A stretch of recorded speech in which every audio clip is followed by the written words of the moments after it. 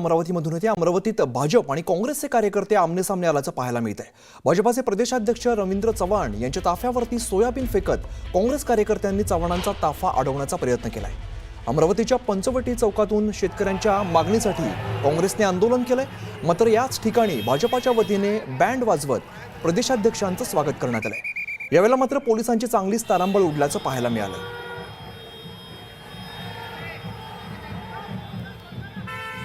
संजय शेंडे आमचे प्रतिनिधी आपल्याला अधिकची माहिती देतात. संजय, काय नेमकं घडलेलं आहे? कारण भाजप आणि काँग्रेसचे कार्यकर्ते आमने सामने आल्याचं दिसतंय. हो, निश्चितच एकीकडे अमरावती जिल्ह्यात अतिवृष्टीमुळे आणि अतिपावसामुळे शेतकऱ्यांचं प्रचंड नुकसान झालेलं आहे. हाताशी आलेला सोयाबीनचं जे पीक होतं ते पीक पूर्णतः वाया गेलेलं आहे. त्यामुळे काँग्रेसच्या वतीने शेतकऱ्यांना कर्जमाफी मिळावी आणि शेतकऱ्यांना तातडीने मदत मिळावी यासाठी अमरावतीच्या पंचवटी चौकातून तहसील कार्यालयावर मोर्चा काढण्यात येणार होता. तर त्याच ठिकाणी अमरावतीच्या पहिल्यांदा दौऱ्यावर येणारे जे भाजपचे प्रदेशाध्यक्ष रवींद्र चव्हाण यांच्या स्वागतासाठी भाजपचे कार्यकर्ते हे बँड बाजा वाजवत त्या ठिकाणी स्वागतात थांबलेले होते. त्यामुळे काँग्रेस कार्यकर्ते आणि भाजप कार्यकर्ते यांच्यामुळे काही काळ संघर्ष देखील निर्माण झाला. त्याचवेळी जेव्हा रवींद्र चव्हाण यांचं आगमन झालं, भाजप कार्यकर्त्यांनी त्याचं स्वागत केलं.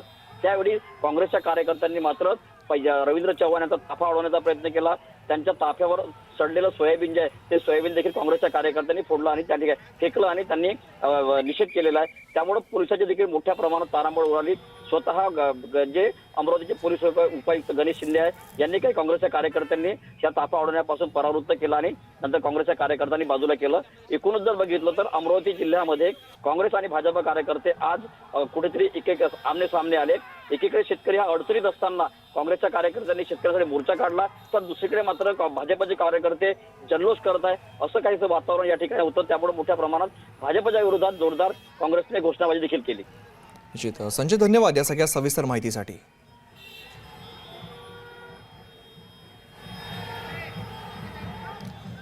भाजपनं बँड वाजवत खरं तर स्वागत केलेलं, त्यामुळे अमरावतीमध्ये काँग्रेस आणि भाजप हे कार्यकर्ते आमने सामने आल्याचं पाहायला मिळालं. रवींद्र चव्हाणांचा ताफा येत होता, त्यावेळेला भाजपनं त्यांचं जल्लोषात स्वागत करण्याचा प्रयत्न केला बँड वाजवत. मात्र काँग्रेसचे जे कार्यकर्ते आहेत आणि भाजपाचे कार्यकर्ते हे आमने सामने आले आणि पोलिसांची चांगलीच तारांबळ उडाली होती.